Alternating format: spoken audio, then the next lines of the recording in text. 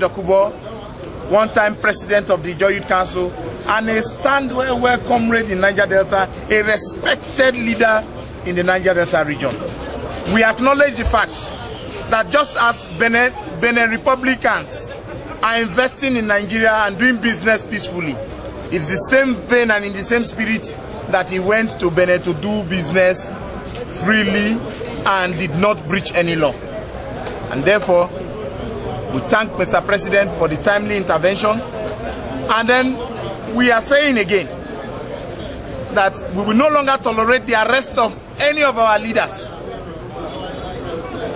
And that this harassment, we are suspecting foul play from the political dimension. Therefore, we are warning that all those that intend to play politics in Nigeria should stick to the rules of politics and do not use the Ijaw nation or ridicule Ijaw nation or ridicule Ijaw leaders or ridicule even the president who is from the Ijaw nation in the bid to doing their political games. We also agreed that we are demanding an apology from the Republic of Benin. One, for arresting our leader who went to do business freely. Two, for accusing a responsible Ijaw leader, a chief in Ijaw lands, of training terrorists in their country. It brings us to another dimension. We also agreed that, first of all, they will apologize to us for calling our people terrorists, because we know that Alhaji Asare has an institution in Benin Republic, a university in Benin Republic. It's adding value to Benin Republic.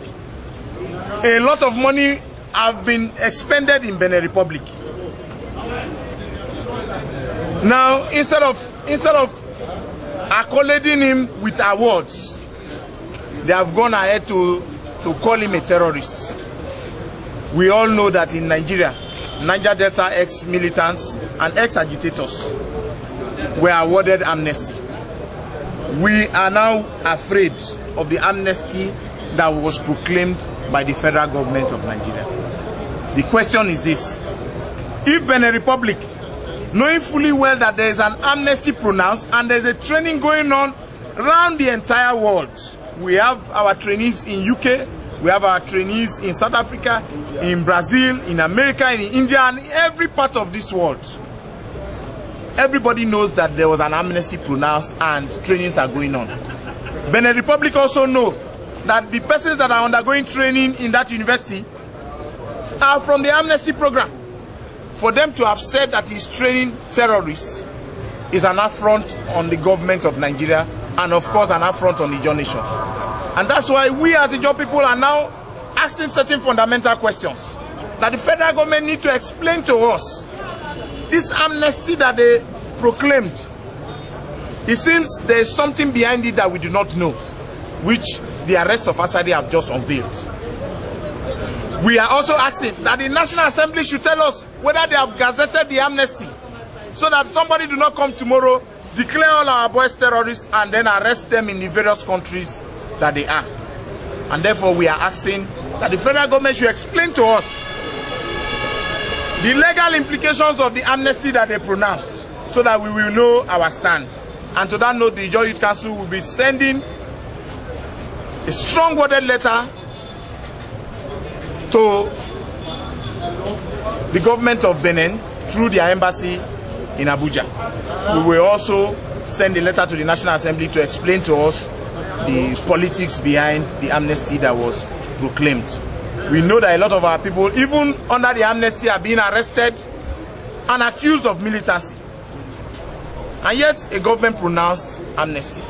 So these arrests have opened a can of worms. It has also brought us to the fact that we, after all, may not be safe under the amnesty program. And therefore, we need explanation.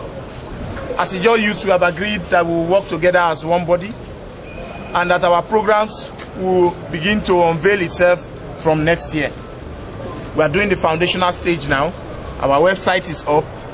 Our database is coming up, where every Ijaw Youth must be registered on the database on the issues about security, in the Niger Delta, the issues about our environment. Of course, as IYC, we are going to be meeting again. And in our next meeting, the people will decide the steps to take when it concerns the issues about bunkering in the Niger Delta. The issues about kidnapping, we are handling them. We believe that some of the programs we have, when we begin to unroll them, these issues will naturally take its course. So these are some of the few issues that we looked at, and I believe that in due course we will constantly be educating the press with respect to other matters that may arise. I don't know if we have forgotten anything.